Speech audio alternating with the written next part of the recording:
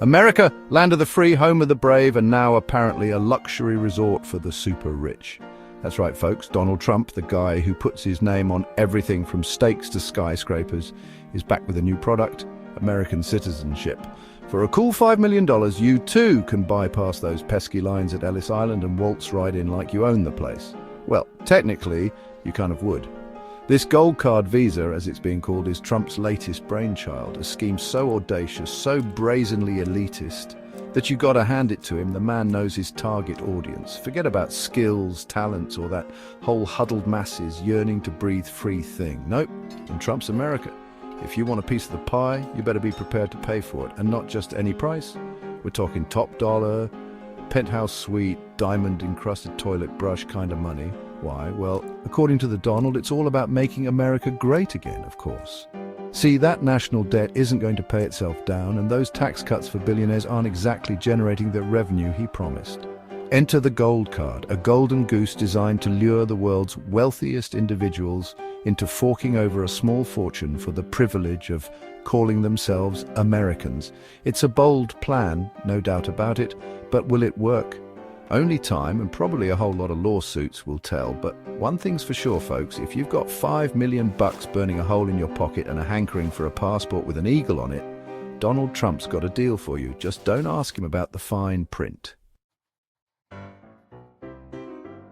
Now, some of you out there might be thinking, $5 million for a visa?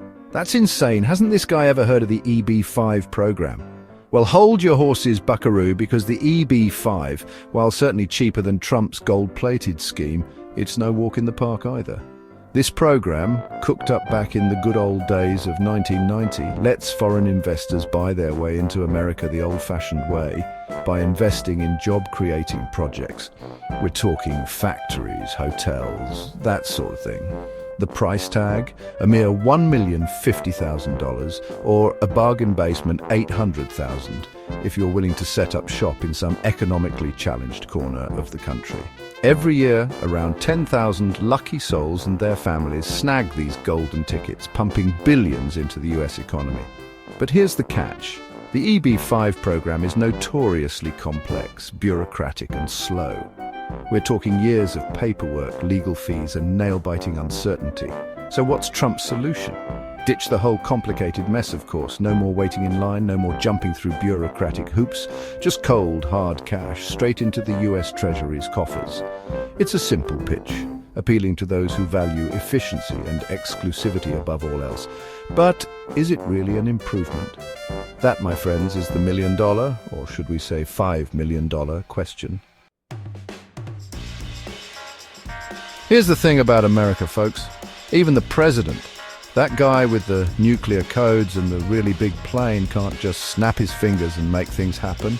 Shocking, I know. Turns out there's this little thing called the Constitution, and it says something about Congress getting a say in how things are run. So while Trump might dream of showering gold cards on every billionaire who wanders past Trump Tower, the reality is a little more complicated. You see, creating a whole new visa category, especially one that essentially sells American citizenship to the highest bidder, requires the approval of those pesky folks on Capitol Hill. And let's just say they're not exactly lining up to hand him a blank check.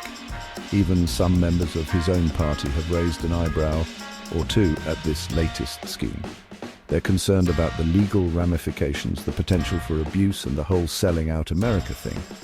But Trump, ever the optimist or delusional narcissist, depending on your point of view, remains undeterred.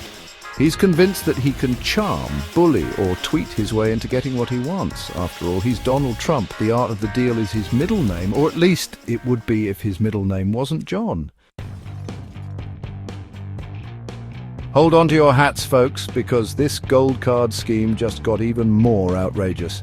Not content with simply charging a king's ransom for the privilege of living in America, Trump's also throwing in a little something extra for his wealthy clientele.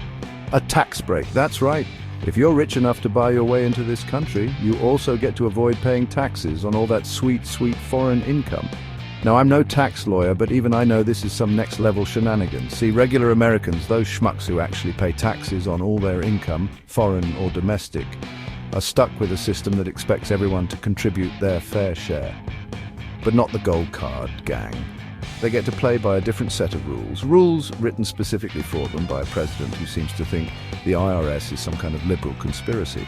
This whole thing stinks of a two-tiered system where the ultra-wealthy get to live by their own set of rules while the rest of us are stuck footing the bill. It's enough to make you wonder if they're going to start issuing different coloured passports too.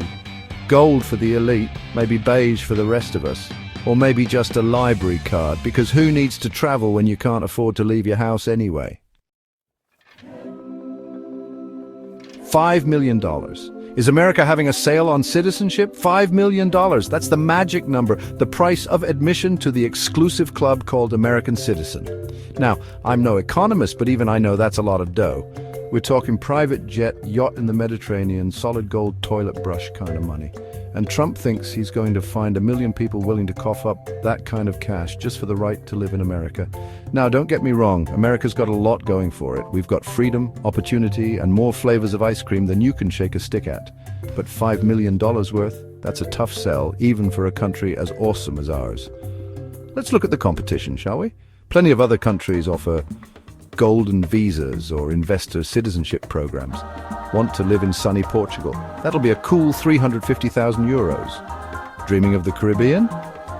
St. Kitts and Nevis will welcome you with open arms for a mere $150,000. Even Singapore, a country known for its high living standards and even higher real estate prices, only charges around $2.5 million for their investor visa. So what makes America so special? Why the $5 million price tag? Well, according to Trump, it's all about exclusivity. He's not interested in attracting just any old millionaire. He wants the best of the best, the creme de la creme, the 1% of the 1%. He wants the kind of people who wouldn't bat an eye at dropping $5 million on a whim, the kind of people who probably have their own personal gold-plated ATMs.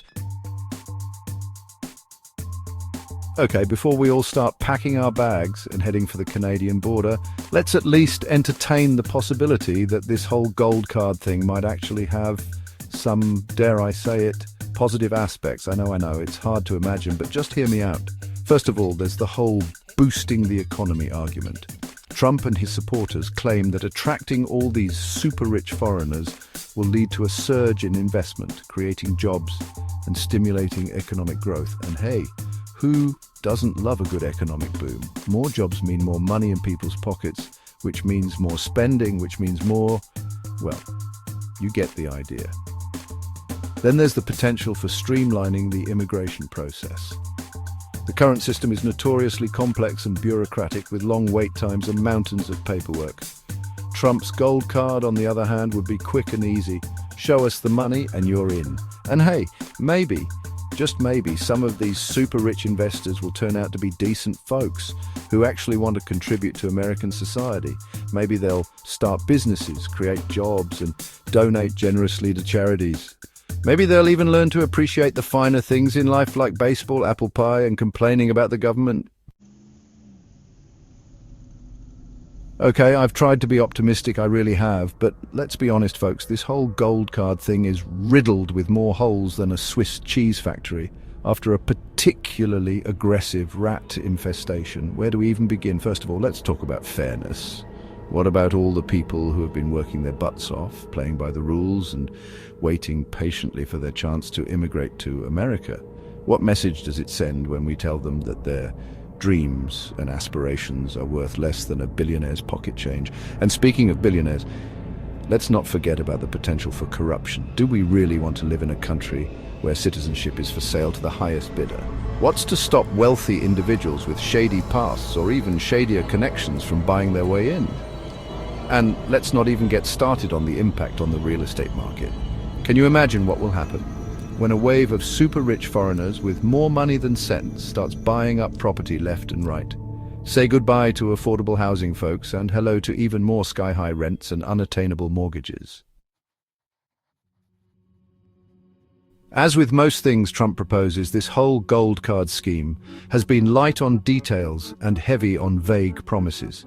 We're left with more questions than answers, and the few answers we do have only seem to raise even more questions. For example, What happens to all the people who are currently in the process of applying for visas through the existing EB-5 program? Do they get grandfathered in? Do they have to start over and compete with the gold card crowd? Do they get a participation trophy and a pat on the head? And how will this new gold card system integrate with existing immigration policies? Will there be quotas, background checks? Will applicants be required to pass a basic English test or demonstrate any knowledge of American history or culture? Or will a fat stack of cash be enough to buy their way past all that? And what about the children of these gold card holders? Will they automatically inherit their parents' citizenship even if they've never set foot in America? Will they be able to vote in US elections even if they've never had to pay a single cent in US taxes? It probably won't surprise you to learn that this whole gold card scheme has been met with a healthy dose of skepticism from both immigration experts and the general public. Even those who support the idea of attracting more wealthy immigrants to America have expressed concerns about the specifics of Trump's proposal. They point out that similar programs in other countries have been plagued by problems from corruption and money laundering to a lack of oversight and accountability. They argue that simply throwing money at the problem isn't enough, and that any successful immigration program needs to be carefully designed and implemented. And then there's the moral argument. Is it right to essentially sell American citizenship to the highest bidder? What does that say about our values as a nation? And what message does it send to the rest of the world? These are complex questions with no easy answers. But one thing's for sure, this whole gold card thing needs a lot more thought, a lot more debate, and a whole lot less Trump. Well, there you have it, folks. Trump's grand plan to solve America's problems by selling off citizenship to the highest bidder. Is it a bold stroke of genius, a desperate cash grab, a recipe for disaster? Honestly, it's probably a little bit of all three. One thing's for sure, this whole gold card thing is a microcosm of the Trump presidency itself, big on promises, short on details, and seemingly designed to benefit a select few at the expense of everyone else. Whether it ever sees the light of day remains to be seen, but one thing's for sure, it's going to be a bumpy ride.